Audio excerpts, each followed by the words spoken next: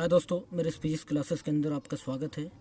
आज के इस वीडियो में आप लोगों को क्लास 12 फिजिक्स स्थिर विद्युत्की के चैप्टर 2 गॉस की प्रमेय तथा विद्युत फ्लक्स से थ्योरी का पार्ट 2 बताऊंगा। इससे पहले मैंने आपको थ्योरी का पार्ट 1 बताया था।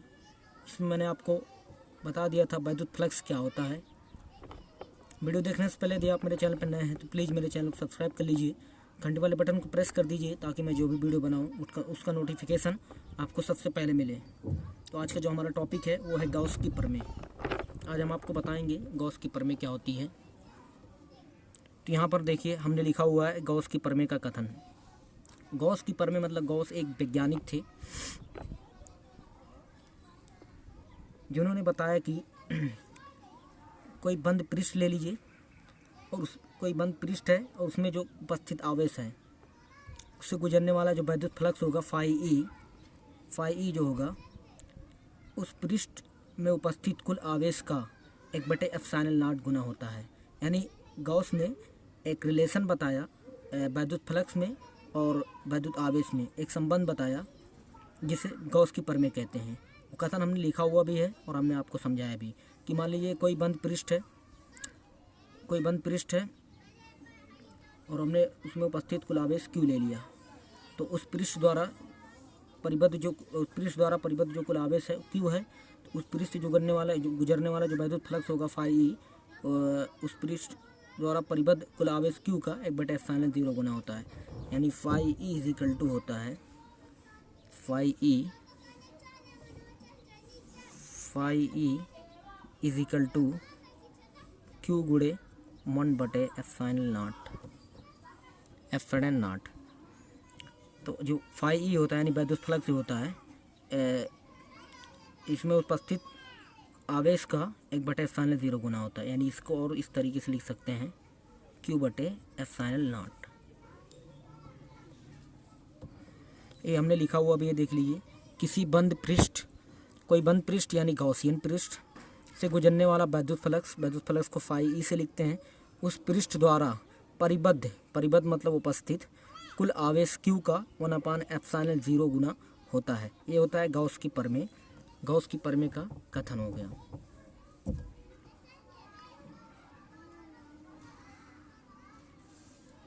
आगे का टॉपिक जो है, अब हमें आगे जो है गॉस की प्रमेय को सत्यापित करना है कि जो गॉस की प्रमेय आई हुई है phi is equal to Q/ε0, हमें प्रूफ करना है इस सूत्र को आगे।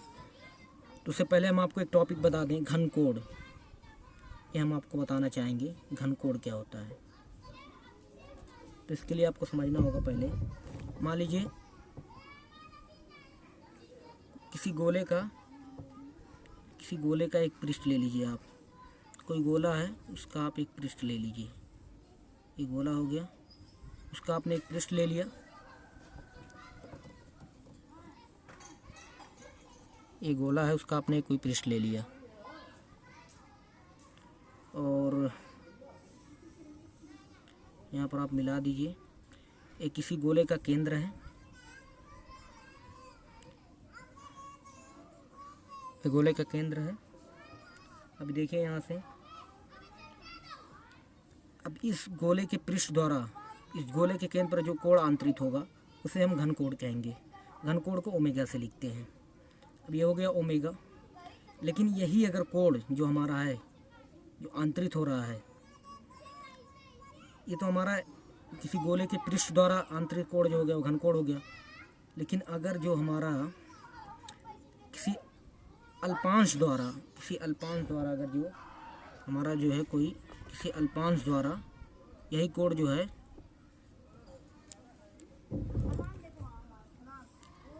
किसी अल्पांश द्वारा यही कोण अगर आंतरित हो, डॉट डॉट डॉट करके आप दिखा दीजिए, किसी अल्पांश यानी DA द्वारा इधर कर दीजिए n कैप,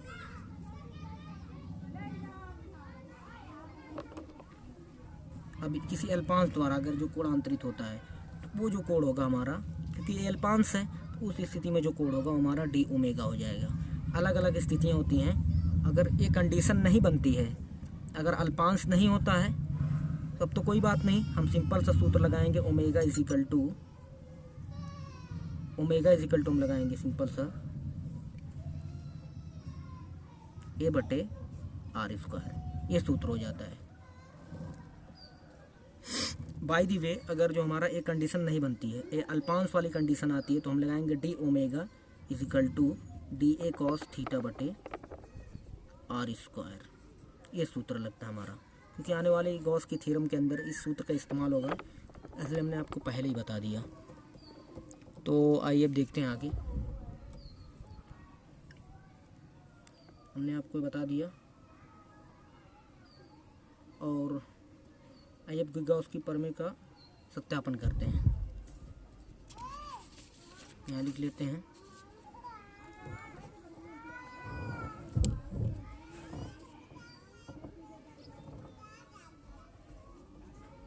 गॉस की प्रमेय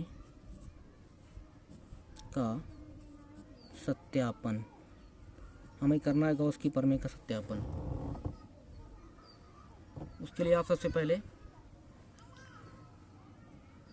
एक पृष्ठ ले लीजिए,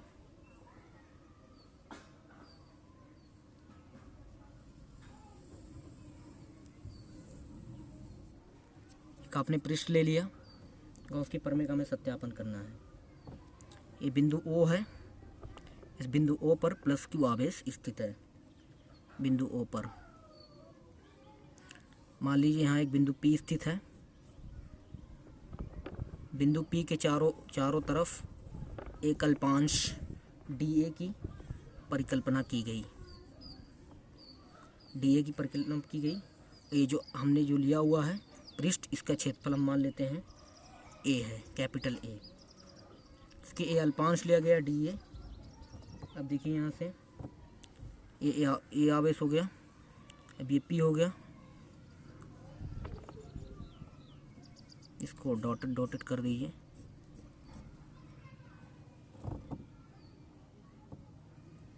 इसको मिला दीजिए, यहाँ से इसको भी मिला दीजिए, थोड़ा सा मिस्टेक बाय दी भी हो सकता है।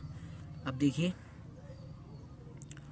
अभी हमने पहले बताया था घनकोण, तो ये इसके द्वारा जो कोण आंतरित होगा, क्योंकि एक अल्पांश लिया गया है, और इस प्लस क्यू आवेश के कारण विद्युत क्षेत्र की तीव्रता की डायरेक्शन दिखा दीजिए आप, इस तरफ होगी विद्युत क्षेत्र की तीव्रता। और ये जो होगा हमारा जो dA, इसके सापेक्ष जो इसका एरिया वेक्टर होगा, जो dA हो जाएगा, dA वेक्टर हो जाएगा, और इसकी दिशा में ही n कैप हो जाएगा। ये हो जाएगा एंगल थीटा। ये dA जो होगा इस E के लंबवत होगा। ये बन गया हमारा, ये हो जाएगा कोण dA। अब आप इसे आसानी से लिख सकते हैं। पॉइंट, माना गॉसियन पृष्ठ के अंदर बिंदु O पर, यहाँ लिख दीजिए आप, माना गॉसियन पृष्ठ माना गॉसियन पृष्ठ के अंदर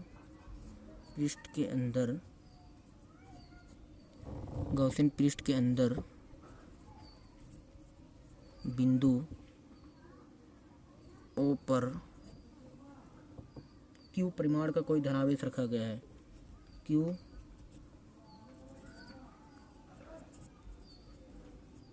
परिमाण का कोई धन आवेश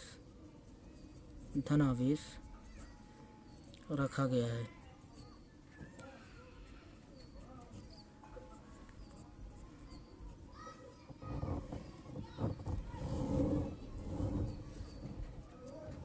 Q परिमाण का कोई धनावेश रखा गया है।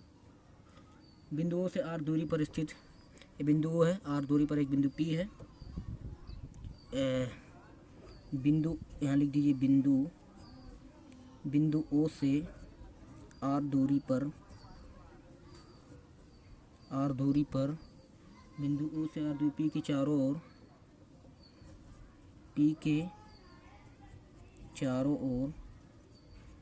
चारों ओर एक अल्पांश dA की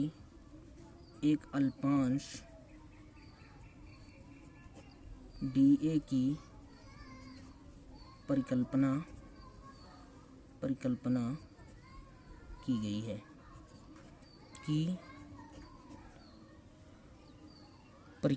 गई है, हमें संपूर्ण गॉसियन प्रतिबद्ध वैद्युत फ्लक्स का निर्धारण करना है। यहाँ लिखेंगे हमें संपूर्ण गॉसियन पृष्ठ से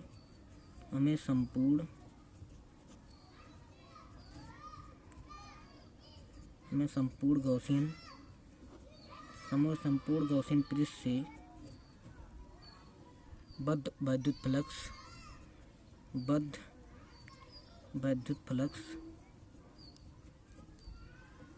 का निर्धारण करना है। वैद्युत फ्लक्स का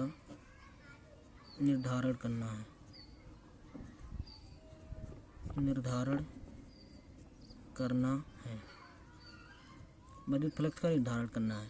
हमने आपको थ्योरी लिख के बता दिया, फिगर द्वारा भी समझा दिया। आइए अब यहाँ से देखिए, लिखते हैं यहाँ पर प्लस क्यू आवेश के कारण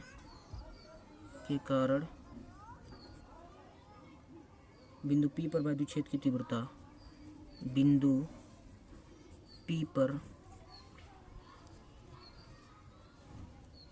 वैद्युत क्षेत्र की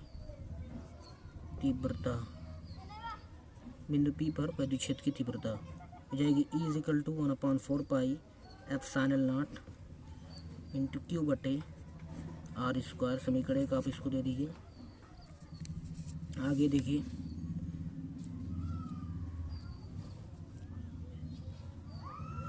अब अल्पांश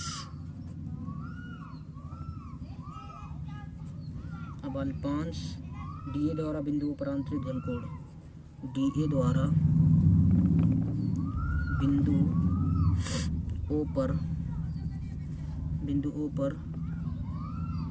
आंतरिक घनकोण। तो आ जाइए पीछे, यहाँ देखते हैं घनकोण जो हो जाएगा हमारा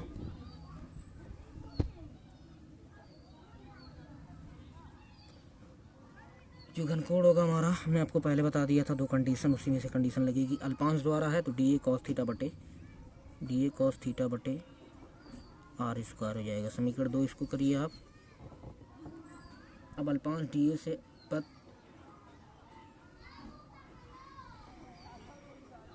लिखेंगे। अब यहाँ अब अल्पांश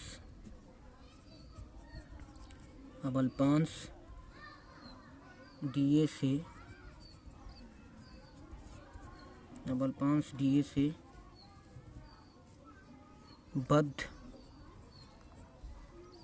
अल्प वैद्युत flux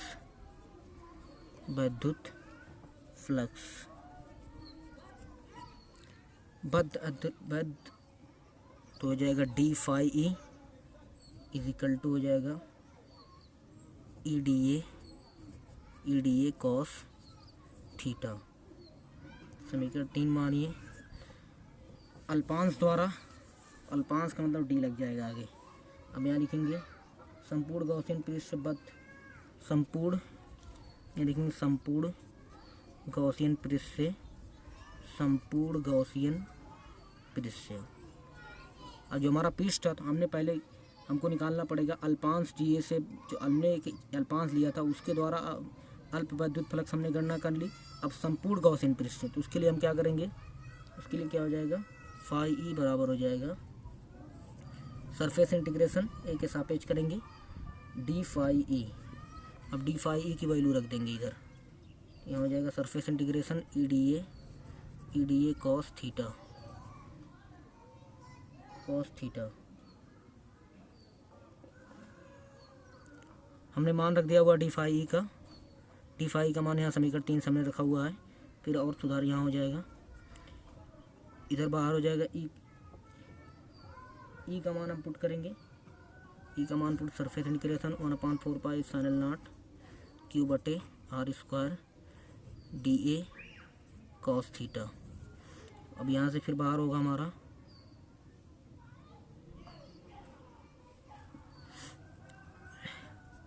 1/4 pi epsilon not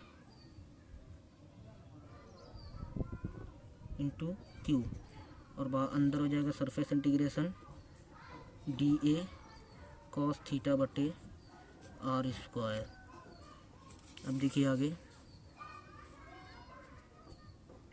1/4 pi epsilon not into Q, surface integration D A cos theta बटे आर स्क्वायर हमने क्या निकाला हुआ है, D A cos D omega, यहाँ हो जाएगा सरफेस इंटीग्रेशन डी ओमेगा,